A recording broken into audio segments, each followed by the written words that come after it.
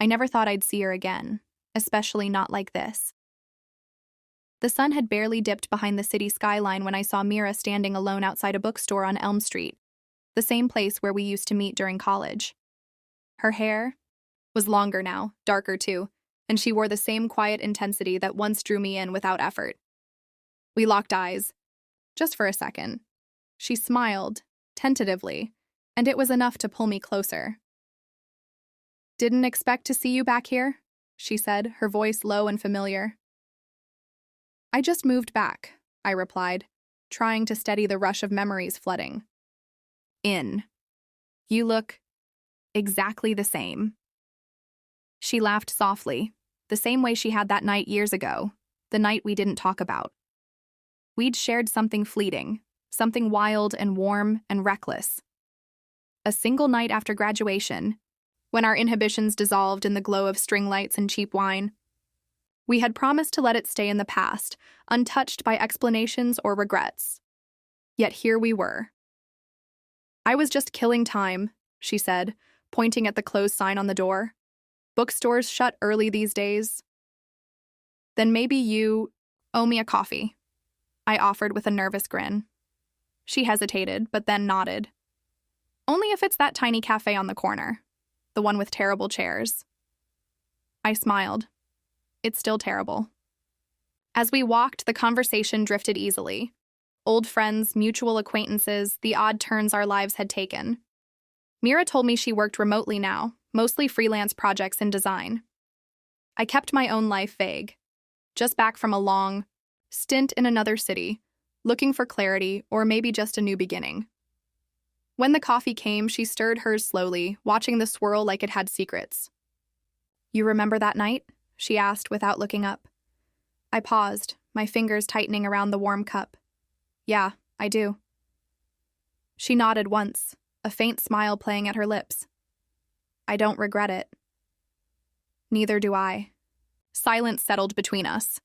Not awkward, just heavy with the weight of something unspoken. She glanced at her watch. "I should go." "I'll walk you." Outside, the night was crisp. The wind tugged gently at her scarf, and for a moment, she stopped walking. "I forgot how quiet this street gets," she said. "Sometimes quiet's good." She turned to me then, closer than comfort should allow after so long. But I didn't move. I didn't flinch. Her hand brushed mine, light as breath. "You haven't changed," she whispered. Maybe I had. Or maybe I was still the same fool waiting for a second chance I didn't deserve. As she stepped into her car, she glanced back. "Good night, stranger." I watched her drive away, heart pounding. Whatever this was, it wasn't over. The next few weeks, Mira and I slipped into a rhythm that felt dangerously comfortable. We weren't dating, at least not in the traditional sense, but we met often. Sometimes it was spontaneous lunches, other times it was long walks that drifted into quiet evenings, no labels, no pressure. But always, something unsaid lingered between us.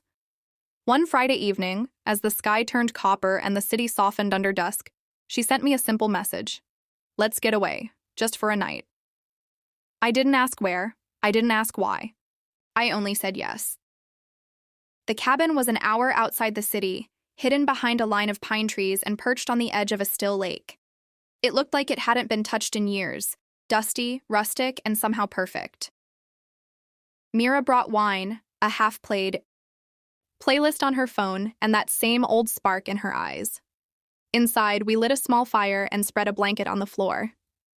We didn't talk much. Words felt clumsy. Instead, she leaned her head on my shoulder and whispered, "I needed this." I believed her. Later, she pulled me into a slow dance under dim light, barefoot on creaking wood. Her fingers slid into mine with a kind of ease that felt both new and painfully familiar. "I used to think about that night," she said, "more than I should have." "Me too." She looked up.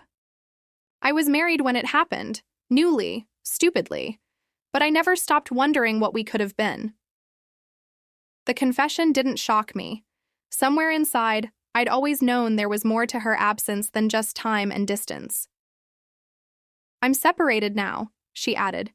"We needed space." Her honesty gave me pause, but her eyes pleaded for belief, not judgment. "I'm not here to ask questions," I said. She exhaled, almost in relief. "Good, just don't ask later either. Promise me." I hesitated. "Okay." And then she kissed me. The kind of kiss that erases time. The kind that makes everything before it feel like rehearsal. That night, we lay together beneath a worn-out quilt, sharing stories in whispers. She told me about the darkness of a hollow marriage, how it chipped at her piece by piece.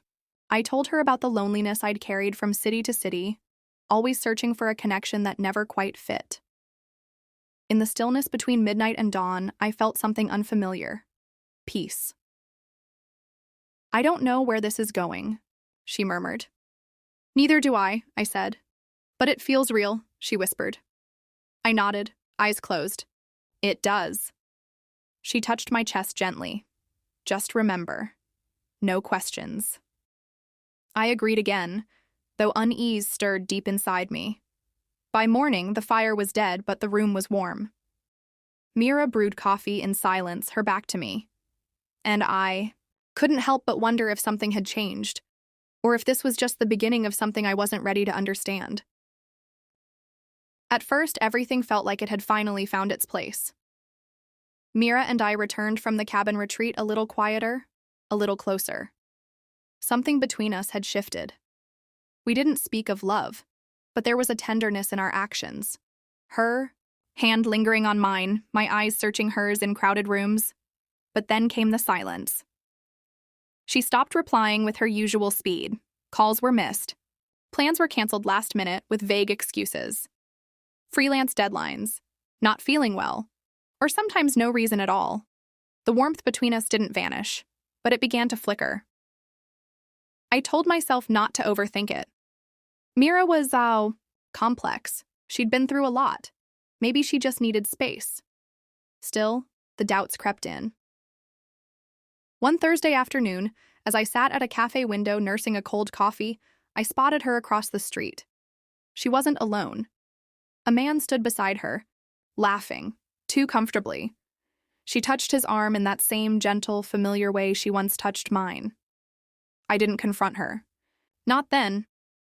The next evening, she appeared at my apartment door with a box of pastries and that disarming smile that made every rational thought melt. "Rough week," she said simply. "I missed you."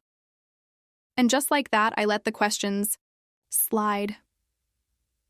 We sat on the couch, side by side but distant in silence. I turned to her, searching for something in her expression. Remorse? Honesty? Instead, she leaned in, kissed my cheek, and rested her head against me. Her hand drifted to my chest.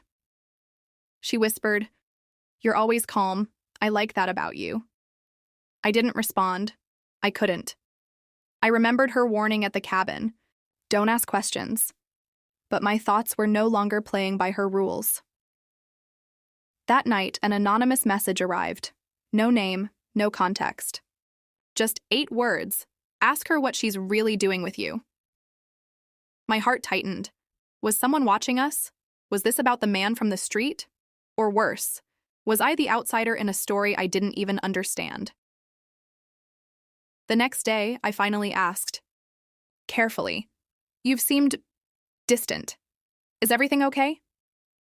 She froze, coffee mug in hand, then slowly placed it down. "I told you not to ask," she said flatly. "Mira, no." Her voice rose, brittle. "You promised."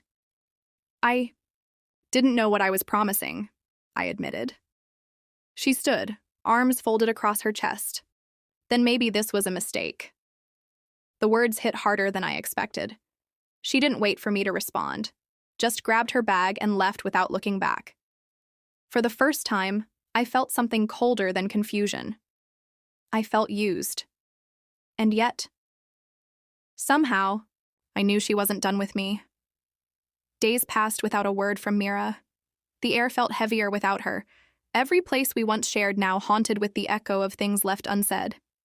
I should have been angry. Maybe I was. But more than anything, I was confused.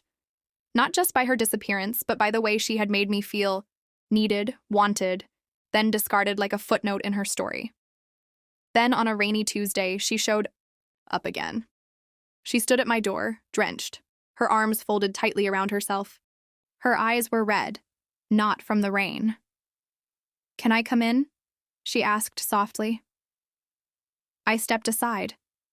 The silence between us hummed with tension as she slipped out of her coat and stood in the middle of the room, shivering, not from cold, but from whatever truth she'd brought with her. "I lied," she said finally, voice barely above a whisper. "I wasn't separated." I felt the words land like a punch to the chest. "I thought I could walk away from him," she continued, "but I didn't. I still haven't." My stomach twisted. So what was I? "A distraction," she admitted, flinching. At first." "At first?" I repeated, biting back the anger swelling inside me. She looked up, eyes shining. "But then you became something else, something I didn't expect. You listened. You saw me, really saw me. And I wasn't ready for that." I turned away, trying to gather what remained of my pride. "You used me, Mira." "I know." Her voice cracked. "And I hate myself for it." I wanted to scream, to accuse her of everything she had put me through. But deep down, I saw something behind her tears. Regret, maybe even a sliver of love that was real, if hopelessly tangled. "Why come back?" I asked, not hiding the ache in my voice. "Because I needed to tell you the truth. Because you deserve better. Because part of me hoped you'd still see me the way you did before." I shook my head. "I don't know what I see anymore." Mira stepped closer, and for a moment I thought she might reach for my hand. But she didn't. Instead, she said, "I'm going back to him. Not because I love him, but because I owe him more than I gave." "And what about us?" I asked, though I already knew the answer. She swallowed hard. "We were never meant to last. But you reminded me of who I could have been." The rain beat harder against the windows. She walked toward the door, pausing with her hand on the knob. "I hope someday you'll forgive me," she said. And just like that, she was gone. I stood alone in the quiet, the scent of her perfume fading in the air, and realized something brutal. I hadn't lost her. I'd never really had her, but I had found something else. Closure.